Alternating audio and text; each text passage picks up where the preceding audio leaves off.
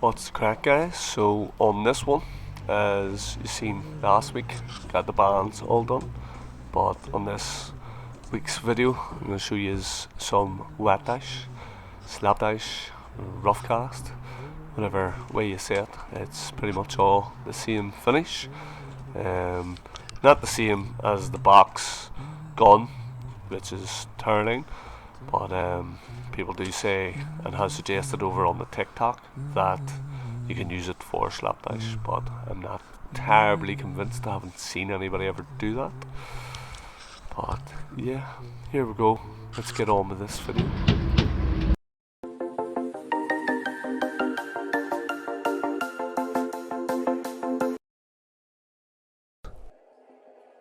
What we doing live? Echoes in eternity.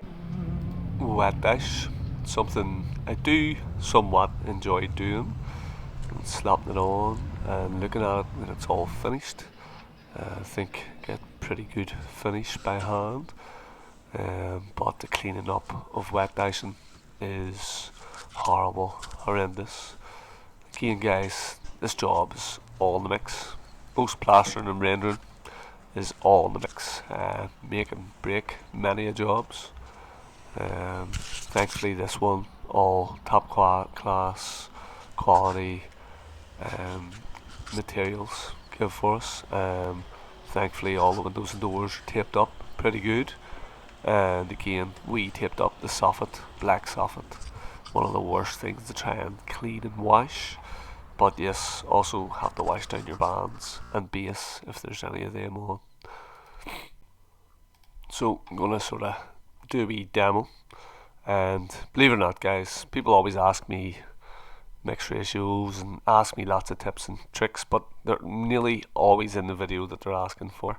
And it just baffles me how they don't know what I've give in the videos. Obviously, my accent isn't a worldwide known accent. It's not English and it's not American accent, so it's probably harder to understand. And people have suggested that I just talk slower. But I'm doing my best. Again, if people actually really want to know most of these details, I do tend to reward my viewers with the details more so at the end of the videos. I do tend to keep the better tips and tricks to the ends of the videos. Again, it rewards the viewers for watching. But yeah, let's dive more into this video and what I'm doing here. So what I was talking over, some important details, and I'll just rewatch and go through them with you. So I'm now putting on what's called the butter coat, and it's being applied with the hot and trowel over the scratch coat. That is over the top of the concrete blocks on a new build. So you could scud the blocks if you wanted. We obviously could do that, absolutely. Plenty of grip on these blocks though, so it's not needed. Also, this is site work and we're not going to be getting paid to scud them, so it's a bit crazy to go ahead and do what you have not been told to do. So this is the butter coat. You apply it as neat and tidy as you can over your scratch coat, and then you brush it and you key it. Do you need to brush it and key it? Not really, no. Why do I do it? Because I believe if the stuff firms up a wee bit too much, then at least you're getting a nice key, a nice grip for your stones to help them bond and adhere to the wall. The ratios of the scratch coat is 3-1 sand and cement, and then the butter coat is 4-1 sand and cement. There's no lime in this. We're using waterproofer in both coats and mortar mix also. So again, all open to discussion. People have different ways to do it. They want to add lime. Don't need lime if we're using plasticizer, as it'll make stuff fluffier. And then again, you can see how the 3-1 and then the 4-1, it's getting weaker as we come out.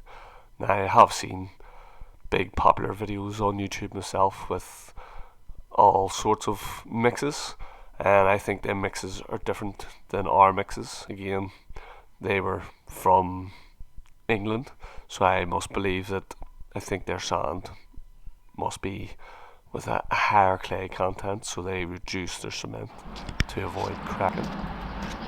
Again, materials around the world are different. We have a lovely plastering sand here that's very gritty, and it needs to be 3-to-1 scratch coat and 4-to-1 butter coat, and I'll possibly give the wet dash mix later on in the video. Forget to mention, guys, as you see in this video here, we have soaked down the wall before we put our butter coat on. Really give it a good soaking, as it's quite warm on this day. The other thing I wanted to cover is timings. So here you go. Get all your butter coat on. That's a no-no, guys. Too soft. You can see I'm barely touching it. A bit drier up at the eaves, but I'm barely touching it here. And it's soaking in too much. That is not ready to dash. That is too early. And if you did dash into that, your dash could pop back off. Believe it or not, like bounce back off or make big sags. Where now I'm at a better, stiffer sort of background, and the stones will bond, but they won't sort of impregnate too much into the butter coat and leave it looking horrific, basically. Timing really is key to all plastering. Just like I was saying about the mix, the consistency of your mix, and the way you like it, the way you can use it. So timings is very similar too. I have, again, over on our TikTok channel, which is doing fantastic. 500,000 views in such a short time is incredible. But over there, getting lots of comments. Some are funny because they're all short videos and people always want to jump to conclusions and find all the faults. And again, give you their opinions. Very opinionated. But yes, over there was people saying that they let it be bone dry before they wet dash. Now, I'm sure that can be done, and I'm sure the suction might work to your favour, but I also believe that wet on wet is a better bond because they're both setting together and they're both bonding together as they set. Again, the key with the brush when you're going this way isn't 100% necessary because, like I said, the wet on wet is all going to bond each other pretty well. And again, me wetting down the surface below the butter coat was just to help control suction. It's a hot day and the background was dry. Didn't need it to be any drier. So I want to talk some now about the actual finishing, the application of the wet dash, of the slapdash, of the stones. And what is the lesson here? So that noise, that slap, it's where slapdash got its name. But that slap you're hearing there, guys, that means that I'm making fantastic contact with the butter coat and the stones. It also means that it's spreading pretty well. So you're going to get a nice finish. And that's what I want to talk about. Obviously the tool is called a hurling trowel or a dashing trowel, but to me it's how you load your buckets so they're not too heavy.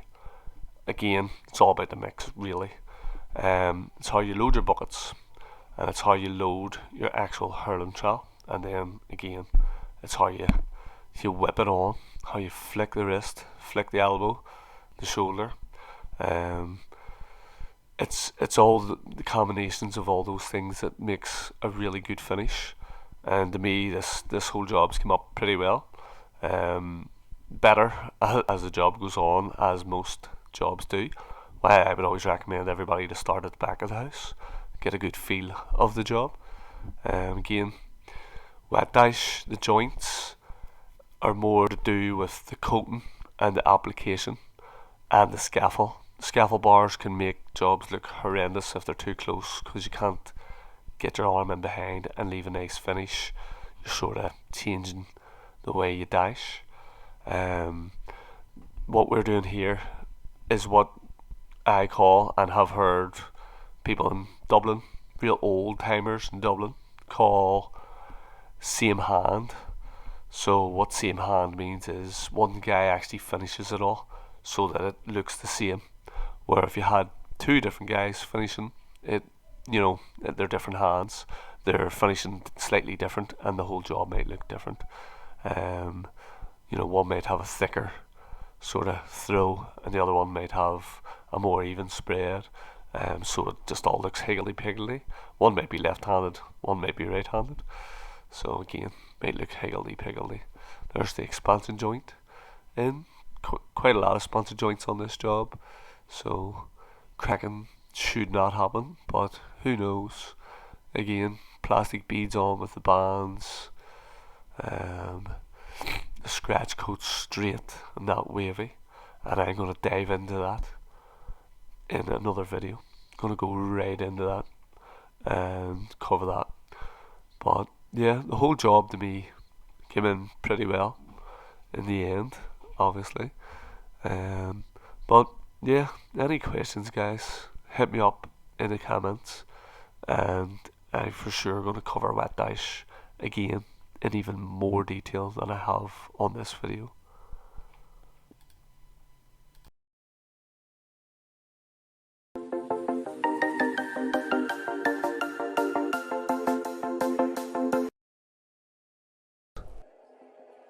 What we do in life echoes in eternity.